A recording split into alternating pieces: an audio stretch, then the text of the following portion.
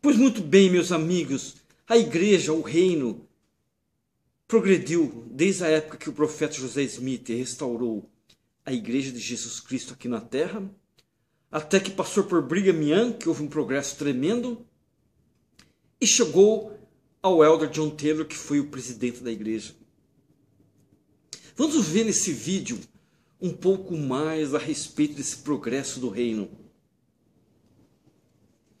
Apesar da tempestade, entre aspas, da cruzada antipoligamia, o presidente John Taylor guiou a igreja no início da década de 1880, num caminho de contínuo progresso. John Taylor visitava regularmente as estacas de Sião, regularmente, colocando as coisas em ordem, ensinando, aconselhando e incentivando os santos com grande energia. Ele pediu às pessoas que elevassem seu comportamento em todos os aspectos da vida, como maridos, esposas, pais, filhos, vizinhos e cidadãos.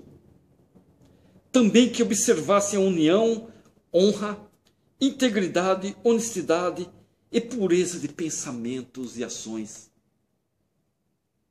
Em 1881, o presidente John Taylor publicou um folheto que havia escrito, intitulado Assuntos Referentes ao Sacerdócio. É um folheto que ele publicou. Ele instruiu os vários portadores do sacerdócio, especialmente os jovens que estavam sendo ordenados ao sacerdócio aarônico, sacerdócio menor, em seus respectivos ofícios. No ano seguinte, ele publicou o seu livro Meditação e Expiação. Que livro maravilhoso! Reunindo uma coleção de passagens comentadas das Escrituras, exemplificando a necessidade, a glória e o poder da expiação do Salvador pelos pecados do mundo. Suas instruções aos santos eram baseadas nas revelações que havia recebido, seguindo o padrão estabelecido pelo profeta José Smith. O presidente John Taylor frequentemente escrevia e publicava as inspirações que recebia. Uma dessas revelações foi ditada em 13 de outubro do ano de 1882, poucos dias depois da Conferência Geral. Por dois anos, o quórum dos 12 apóstolos havia permanecido com apenas 10 membros. Tem que ser 12, mas por 2 anos teve 10 apóstolos. 10 membros do quórum dos 12 apóstolos. E as vagas desse quórum eram um peso na mente do profeta. Um peso na mente de John Taylor. A revelação então chamou quem? George Tyndall e Heber J. Grant ao apostolado. E o médico Seymour B. Young ao primeiro conselho dos 70. Ela também ordenou que mais trabalho missionário fosse realizado nas diversas tribos indígenas e que houvesse mais retidão entre os portadores do sacerdócio e entre os santos em geral. Mais retidão. No dia 17 de maio de 1884, o presidente John Taylor dedicou o templo de Logan, Utah. Era o 4º templo da igreja. O templo de Logan, Utah.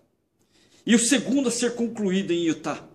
O primeiro foi o templo de Salt Lake City. O segundo, o templo de Logan, também em Utah. Na noite anterior, o presidente John Taylor perguntou ao Senhor se o edifício era aceitável. Sua oração foi respondida com uma revelação que lhe foi concedida, na qual o Senhor lhe disse, abre aspas, ao Senhor falando, Senhor Jesus Cristo. Nessas casas que foram construídas para mim e que ainda serão construídas, revelarei a abundância das coisas pertencentes ao passado, ao presente e ao futuro, pertencentes à vida atual e à vida futura, referentes à lei, ordem, regra, domínio e governo, as coisas que influenciam esta nação, os Estados Unidos, e outras nações, as leis dos corpos celestes em seu tempo e estação, e os princípios ou leis pelos quais são governados, esses corpos celestes são governados. No dia seguinte, os santos testemunharam uma rica manifestação do Espírito na dedicação do templo de Logan, Utah. Durante a administração do presidente John Taylor, várias publicações da igreja foram reimpressas ou impressas pela primeira vez.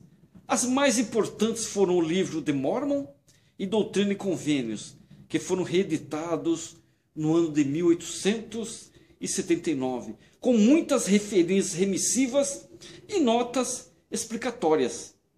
A Pérola de Grande Valor, publicada em 1878, tinha anteriormente sido um folheto missionário. Vocês sabiam? Anteriormente. O trabalho de publicação foi feito pelo elder Orson Pratt. Essas novas edições de Doutrina e Convênios e Pérola de Grande Valor foram formalmente canonizadas na Conferência Geral de outubro de 1880.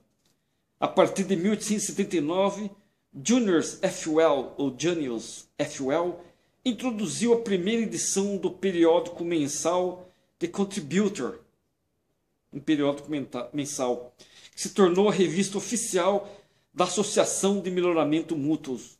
Andrew Jansen, historiador assistente da igreja, publicou o Historical Record, que continha diversos relatos e cronologias que se tornaram inestimáveis para o estudo e a compilação da história da igreja. A igreja também continuou a incentivar a união econômica. Foi organizada a Zion Central Board of Trade, em substituição às Ordens Unidas. Zion's Central Board of Trade. Juntas comerciais foram criadas em cada estaca para funcionarem sob a coordenação da organização central. Elas promoviam atividades comerciais, procuravam novos mercados, divulgavam informações a fazendeiros e fabricantes, impediam a concorrência prejudicial às indústrias domésticas e, às vezes, controlavam os salários e preços para o benefício da comunidade. Que coisa interessante, hein? Mas que coisa interessante. O trabalho também missionário também continua a crescer nesse tempo. O elder Moses Thatcher dedicou o México. O México foi dedicado pelo elder Moses Thatcher, um apóstolo, para a pregação do evangelho em 1881. Apesar de ter havido algumas tentativas bem-sucedidas de trabalho missionário naquele país, no México, desde 1876. Também foi iniciado o trabalho entre os maiores da Nova Zelândia em 1881. Em 1884, Jacob Spaury abriu a missão turca, que foi posteriormente estendida até a Palestina. Guiado por uma visão que recebeu em Constantinopla, o elder Spaury fez conversos entre as pessoas de língua alemã que moravam em Haifa e que haviam se mudado para a Terra Santa a fim de aguardar a segunda vinda de Jesus Cristo. O trabalho missionário também continuou com sucesso nas Ilhas Britânicas, na Escandinávia, na Suíça, Holanda e Alemanha. Nos Estados Unidos, o trabalho missionário também estava crescendo. Por exemplo, John Morgan, lembrando-se de um sonho que tivera antes mesmo de filiar-se à igreja, foi conduzido a uma pequena comunidade da Geórgia, onde ensinou o evangelho e batizou quase todas as pessoas que lá moravam. Trabalho missionário, porém, não foi realizado sem perigos, especialmente no sul dos Estados Unidos. Quando a igreja começou a crescer, a oposição aumentou rapidamente. Gostaram? Espero que vocês tenham lições.